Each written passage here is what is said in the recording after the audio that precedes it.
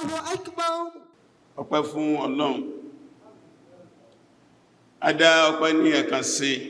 àparí ọpẹ́ pẹ̀lú gbólóhùn alhamdulillahi rabbil alamin. Yẹ́sù Ọlọ́run. Ìbáni sọ̀rọ̀ wa tó ní lórí mímbàrí wa ìlónìí,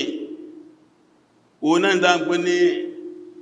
al-azamatu al-amuniyatu min manzur islami. Àwọn ìpèníjà ààbò oríṣiríṣi àti ojú wo ní Islam fi wò al-azamat al-amuniya min manzur islami, security crisis, àwọn oríṣiríṣi security challenges, àwọn oríṣiríṣi wàhálà kò sáàbò ojú Islam fi wò kí lọ́nà àbáyọ tí Islam lákalẹ̀. Ilé náà ni ọ̀rọ̀ wa tó ní á dálé lórí. Ẹrúsìn ẹ̀yìn lọ. Ó jẹ́ ọwọ́ ẹnìkọ̀ọ̀kan wá ìbẹ̀rù Ọlọ́run. Ó náà ní àkọ́kọ́ gbogbo nǹkan inú ìgbésí ayé Mùsùlùmí. Taqwallah. Gbogbo ǹṣe ní o. Inú ẹ̀sìn àwa Mùsùlùmí, ìbẹ̀rù Ọlọ́run gbogbo ǹṣe ni. Tí a bá lọ wo inú Súratu Talaq, látàyà ẹlẹ́ẹ̀kejì sáyà ẹlẹ́ẹ̀karùn-ún, Ọlọ́run bá pààrà gbólóhùn taqwa tó sì ń fi àwọn kókó kan ti sí. Tó gbọ́dọ̀ ẹgbẹ́ lóòótọ́ àwọn ọmọ ẹ̀dá lórí ilẹ̀ ayé lábágbọ́ Ọlọ́run bá bọ́ sí ká gbàgbọ́, a sì páyà rẹ̀ bó ṣe tọ́ bó ṣe yẹ. Gbogbo ń tá ń pè ní wàhálà yìí, tá ń pè ní ìpèníjà yìí, gbogbo ẹ̀ pátá ni Ọlọ́run bá lékè ọlá ṣe tán àti bá ní gbé ní fúfú yẹ.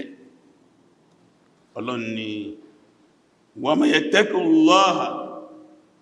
gbogbo ẹnikẹ́ni tó bá páyà Ọlọ́run bó ṣe tọ́ bó ṣe yẹ, yaj'al lahu makhrajan, báyò kí nǹkan náà lè tó fún ẹni bẹ́ẹ̀, wọn náà bó sí ọ̀nà àbáyọ fún.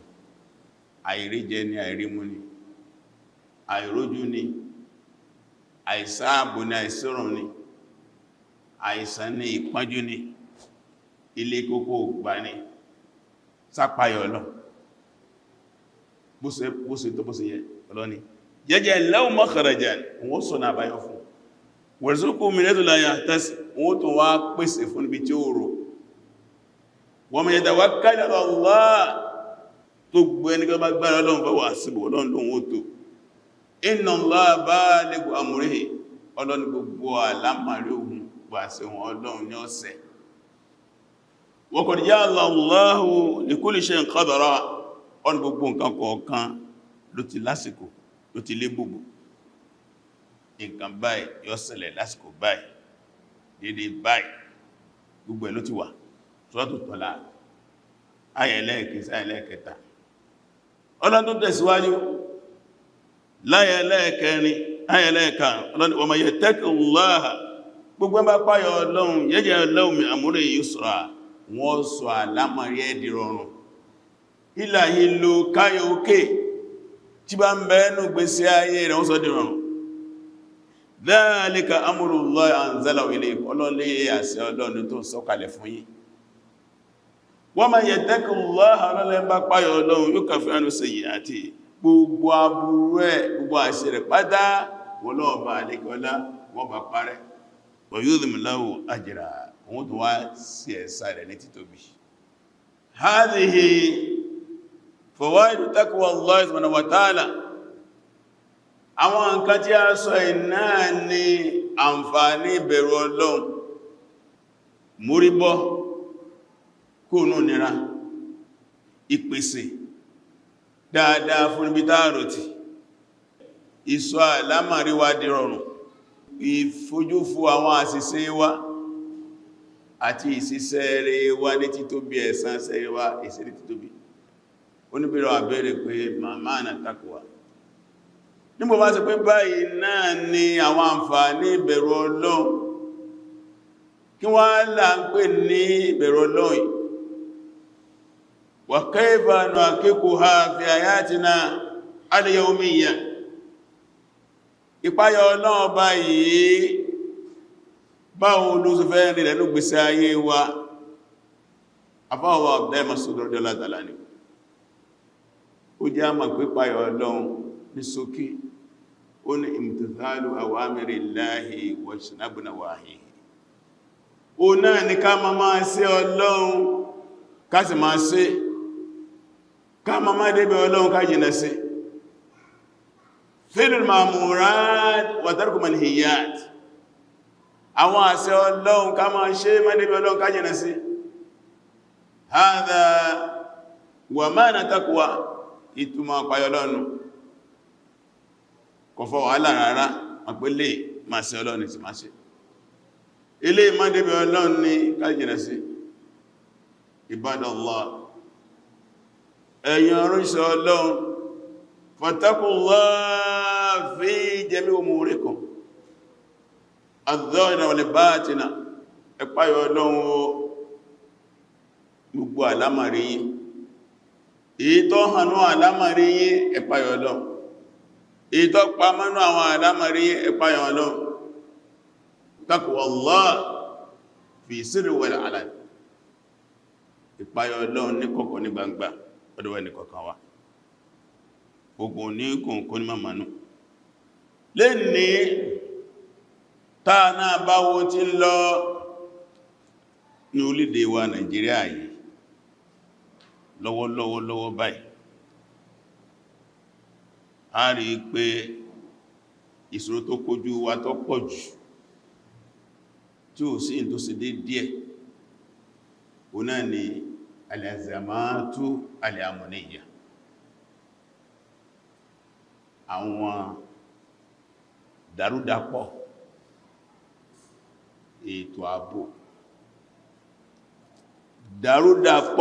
ètò ààbò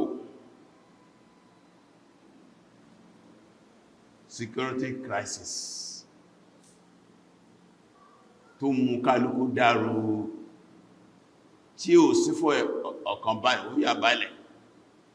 àfi ẹn tí ọba máa ti ń bẹ lókù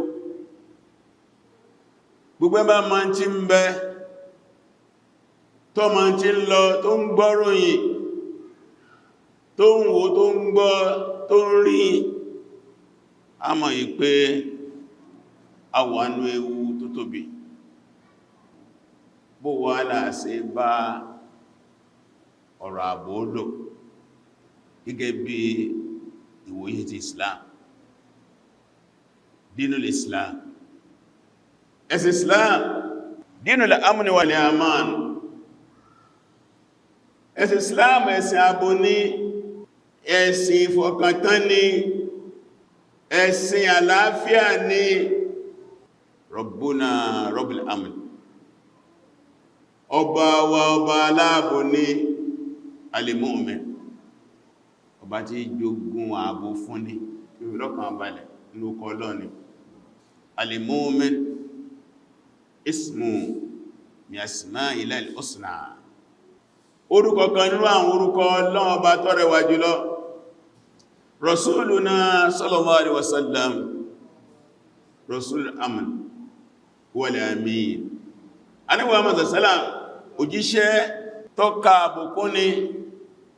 ẹni ìfọkàntán ni kódà ń gbà tí ó ti di ànábì Ọlọ́run ó kọ ẹ̀ nílùú Mákà náà ni pé as-sadiqul amin olódodo ẹni ìfọkàntán ẹni tá fọkàn balẹ̀ sí lọ́dọ̀ ẹni tá lè rí aburú kan látọ̀dọ̀ ẹ̀ kitabuna al-Qur'an al-Karim kitabul amn al-Qur'an wa ìwé ààbò ni hunaka ayatun kathira tadullu ala al-amn wa ala miyyat al-amn wala kayfiyata tahqiqil amn. Al-Qur'an Karim àwọn àyà ń bẹ́ẹ̀mẹ́ àwọn àyà tó pọ̀ lọ́dọ̀rọ̀ ààbò kí n tún máa bò kí n pàtàkì ààbò bó lásẹ̀lẹ̀ ní ààbò lórí ilẹ̀ ayé. Ummatu Muhammad ummatuna ummatul amn. Ìjọ wa ìjọ Ànábì ìjọ aláàbò ni ẹn tí fi ààbò lólé ayé tí fi bá ayé lò tí fi bá gbogbo nǹkan lò. Níbi ọ̀rọ̀ àbódé nínú ẹ̀sà Mùsùlùmí kódà kòkòrò tí ìsì kòkòrò sùdá àgbọ̀ jẹ́ kí aburú kan níjọ́ kan náà bí kọjá pẹ̀lú àsàbí ó wá rí bí kòkòrò àwúrẹ̀bẹ̀ kan tẹ́nìkan dáná sún Ànábì pariwo ní ta ló dáná súnlé àwọn kòkòrò àwúrẹ̀bẹ̀ yìí. ọ̀kan náà wọn àsàbí àwọn èsì parọ́ ó ní ana ya Rasulullah èmi ní láì wọ́n tó dára wọ́n ma la yu'adhabu bin-nari ila rabbin nar. Èwọ̀ ní ẹnìkan ọgbọ́ fi ìyà náà jẹ ẹ̀dá kan àbọ̀bá tó dá iná. Kòkòrò nìyẹn, kòkòrò ò náà nìyẹn náà tó pàá gbọ́dọ̀ fi ìyà náà jẹ. Tó dẹ̀ lẹ́fì rí pé ọ̀rọ̀ ààbò nínú ẹ̀sìn àwa Mùsùlùmí nǹkan ńlá ni. Torí díẹ̀ láàgbọ́dọ̀ kó yán ọ̀rọ̀ ààbò kéré. Tó ti bẹ́ẹ̀ allamana islamuna asbaba fuqdan amn wa wasa'il tahqiq al-amn. Ẹ̀sìn wa ti Islam nínú àwọn ẹ̀kọ́ tó fi kọ́ àwọn Mùsùlùmí ó jẹ́ amákin ló lè fa táàfin ṣàfẹ́kù ààbò láwùjọ. Wọ́n pè ní asbabu fuqdan al-amn fi mujtama'at al-insaniyya. Kí làwọn causes tó lè jẹ́ ká ṣe àfẹ́kù security nínú àwùjọ ọmọnìyàn? Bẹ́ẹ̀ ló sì ní wasa'il tahqiq al-amn fi mujtama'at al-bashariyya. Kí làwọn means tí a lè lò táà lè mú dání dáàfẹ́ lè rí fọkànbalẹ̀ nínú àwùjọ ọmọnìyàn? Dana al-Islam nizamun shamilun yatanawal madal hayati jami'a. Gbogbo Islam ètò ní tó kún tí ó sì tí ó dá sí inú gbèsè ayé ọmọ ẹ̀dẹ́ ni. Ètò kéré inú gbèsè ayé ọmọ ẹ̀dẹ́ ó dá sí, ètò tó bí ó dá sí. Ṣùgbọ́n wàhálà tó ń bẹ nínú gbèsè ayé wa ní pé ajìnàṣẹ́sìn wa, àwa tákùrọ̀wá Mùsùlùmí ajìnàṣẹ́sìn wa. Ẹ̀rí Ọlọ́run sọ ní Suratul Baqarah Quran 2:08-09. Ọlọ́ni yá ayyuhal ladhina amanu udkhulu fis-silmi kaffah wa la tattabi'u khutuwati shaytan innahu lakum aduwwun mubin fa in zalatum min ba'di ma ja'atkumul bayyinatu fa'lam anna Allaha azizun hakim. Ọlọ́ni àpẹẹ tí ẹgbẹ́ náà bá gbọ́ udkhulu fis-silmi kaffah,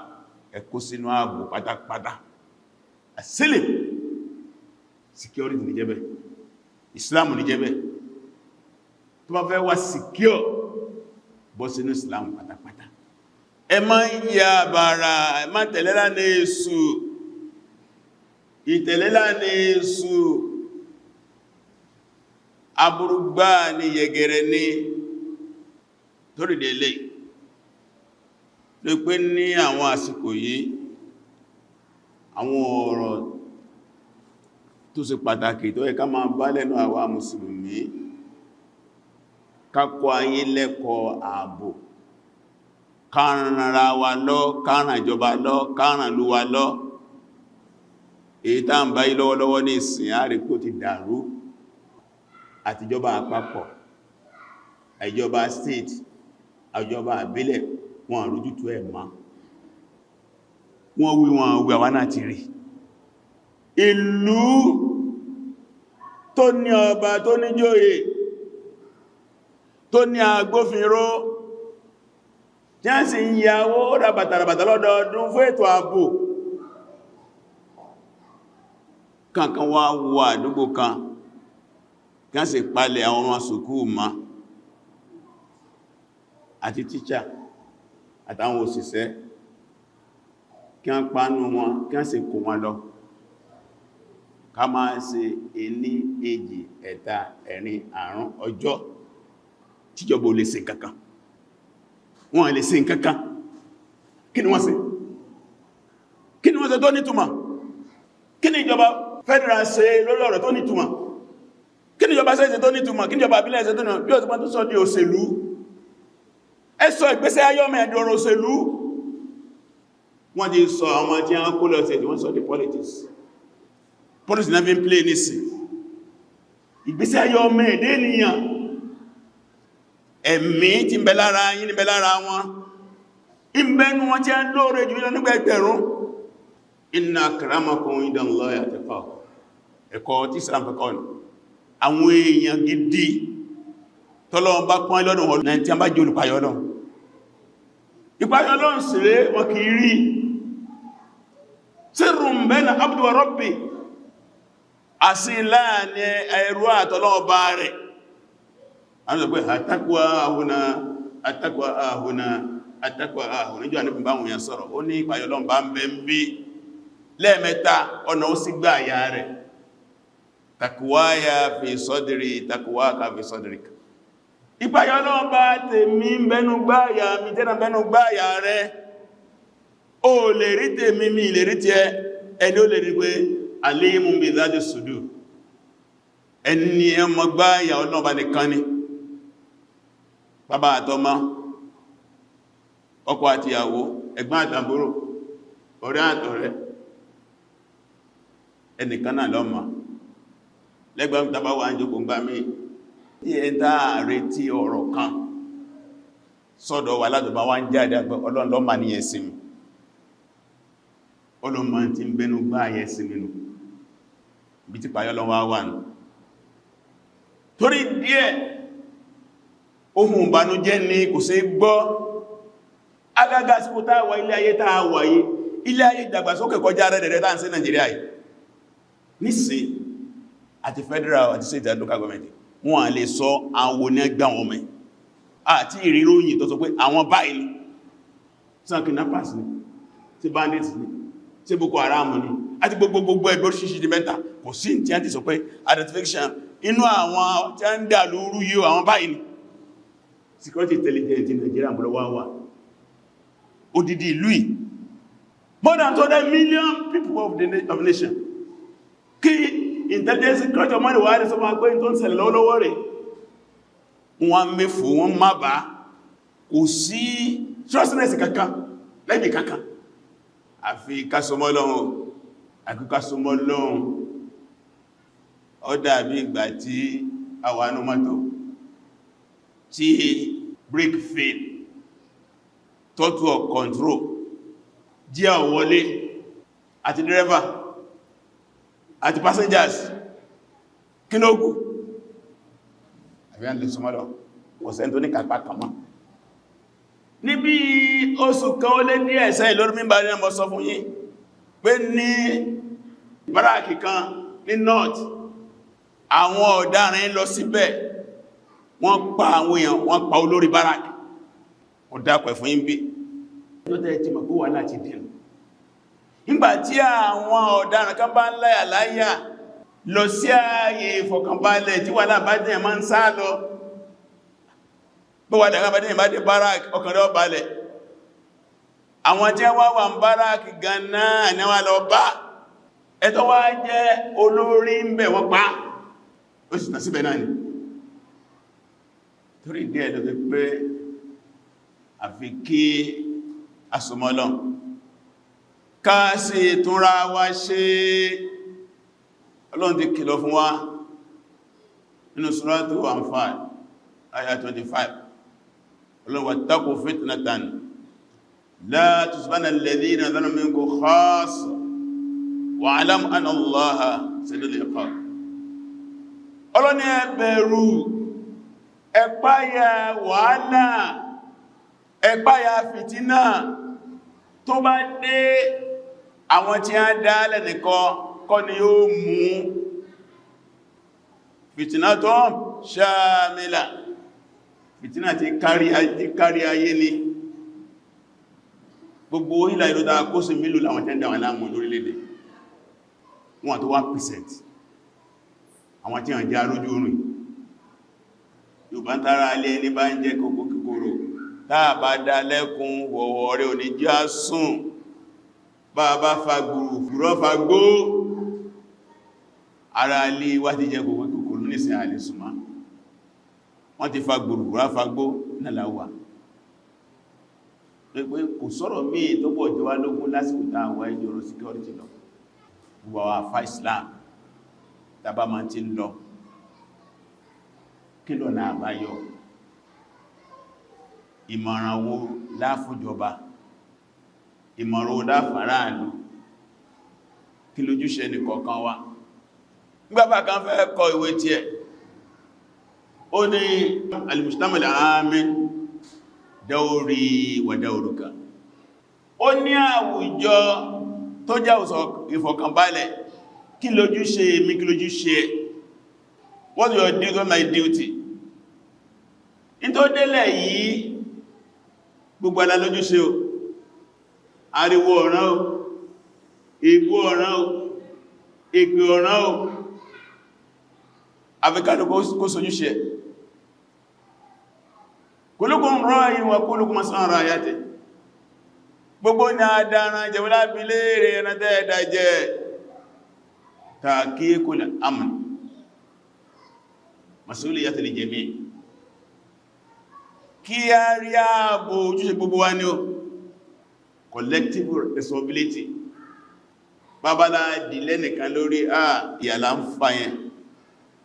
àfi pé kí ni róò tó ẹkẹ́ nìkan wọ́n play a ti wòrán lábádé bí abádé ó ti wá yíwọ́ báyìí rescue lókù lè ní sọfáìfà lórílẹ̀-èdè wáyìí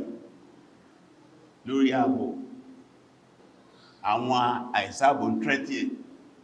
orin tí àwọn ọ̀tá ń kọ láti joy bàbá gbogbo tí ń ró ọ̀fẹ́sẹ̀ àbí ọlọ́ọ̀bá ìrírí ayé burúkú ìrírí ayé kò sáàbò ọlọ́mọjà ní kọ́lọ̀ tètè bá ní fi òpin sí secret crisis láwánú ẹ̀ yìí kọ́lọ̀ ń kọ́ gbà kó só nígbà bá ń sọ ara ọ̀nà àbáyọ náà ní àdúà kẹrẹ mẹ́rin agà fún ìlú kátọrọ àdúà fún ìlú òkèrè ẹni kí máa sọ pé ní ṣe àwọn afá ní ọ́tàrà rẹ̀ wọ́n ní bídíà lọ́fẹ́sẹ̀ àwọn ànábì Ọlọ́run wọ́n fi àdúà fún ìlú wọn kó kéré ẹ̀rì wọ́n bá ka ìtàn ànábì wa Ibrahim alayhi salam fún àpẹẹrẹ inú Suratul Baqara ìrìnlẹ̀ 126 ọlọ́dí bá tàn lọ́lọ́ ní wa idh qala Ibrahim nígbàtí ànábì Ibrahim sọ yí pé Rabbi ìrọlọ́ọ̀bá mi mo pè ẹ́ ij'al hadha baladan amina bá ń ṣe lú ìnílù fọkànbalẹ̀ wà min Khalilur Rahman Ibrahim alayhis salam àdúà látorí ahán bàbá wa àgbà fún Mákkà Rabbi ij'al hadha baladan amina bá ń ṣe lú ìnílù fọkànbalẹ̀ warzuq ahlahu minas samarati tó bá wá sí fáwọn ará ìlú yìí àwọn ajẹ́ amúrọ̀rùn dáàlìl amn anábí Ibrahim ó sàdúwà bò fúnlú ẹ̀ wà dáàlì rizq ó sì àdúwà arsìkì fúnlú ẹ̀ ìbẹ̀nà àbá ní alẹ́ amúnú muqaddamu ala rizqi ìfọ̀kànbalẹ̀ síwájú owó ẹni ó bá fọkànbalẹ̀ ní jẹ ní mú qaddama Khalilur Rahman al-amna ala rizq ó ti fọkànbalẹ̀ síwájú ajámú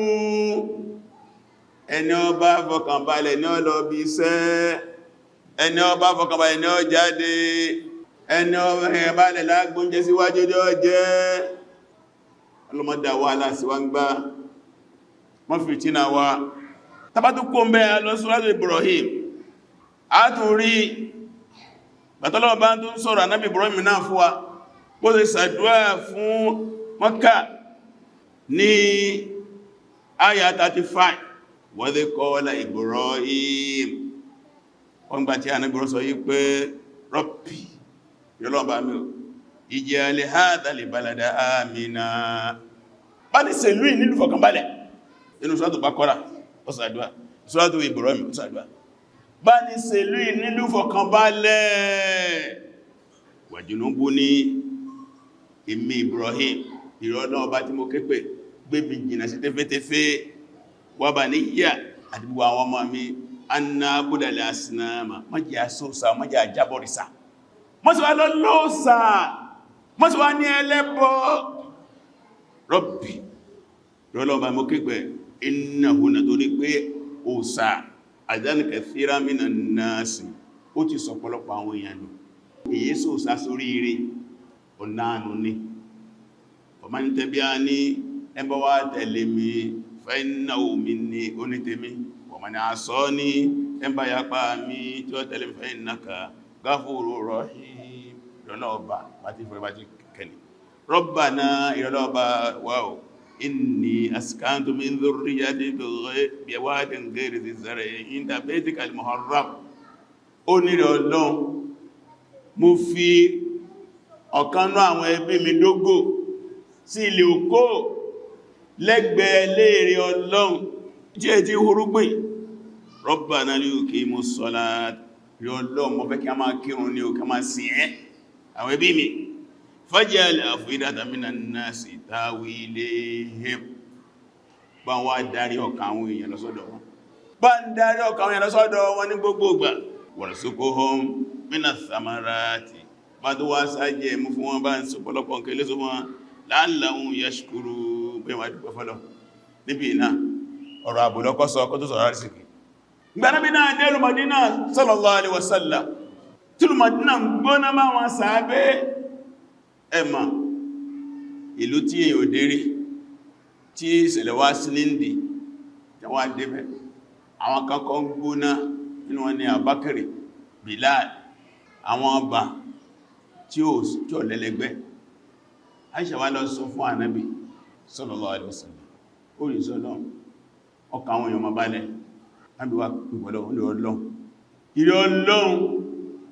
Ànábì Ibrahim olólùfẹ́ ni lọ́jẹ́ èmi náà jẹ́ olólùfẹ́ rẹ̀ Ọlọ́run Ànábì Ibrahim ṣàdúrà fún Mọ́kà ó gbàdúrà rẹ̀ èmi náà ṣàdúrà fún Mádínà gbàdúrà mi sí àdìpẹ̀lẹ̀ oore Mádínà kó fi ju oore Mọ́kà lọ ìrẹ́ Ọlọ́run gbogbo nǹkan tí mẹ́ Mádínà jẹ́ kó ní àlùbáríkà ọjà abẹ̀ jẹ́ kó lálùbáríkà ìdáàfí wọn jábẹ̀ àlùbáríkà sí ó ṣàdúrà fún Mádínà bọ̀dá aláìjídé ní ẹ̀tẹ̀ẹ̀tẹ̀ẹ̀sẹ̀ ń dé ẹni ma kò Mádínà ọjọ́ Mákà bí Mákà ṣe tó yẹn tó bá dé ma yọ́ ma kó ìfọ̀kàbalẹ̀ ń bẹ̀lú kódà dírẹ́fà Mádínà yàtọ̀ fún dírẹ́fà gbogbo àgbáyé ó ma pé èèyàn lọ bá pàdé kódà àwọn ẹranko Mádínà olóngbò Mádínà ó yàtọ̀ àdúwà Ànábì ni bọ́lọ̀ ṣe gbàdúwà Ibrahim ní Mákà Ọlọ́run gbàdúwà ní Mádínà hadha yadulluna ala mashru'iyati du'a lil balad eléyìí tó kàwá sí pé máa ń ṣàdúwà fún lú ẹ̀ kí ló wà lẹ́nu gbówà ìpè ní ìpìlà ń sẹ́fòlúwà ìlú yóò lè dámá kìí sọ̀rọ̀ mùsùlùmí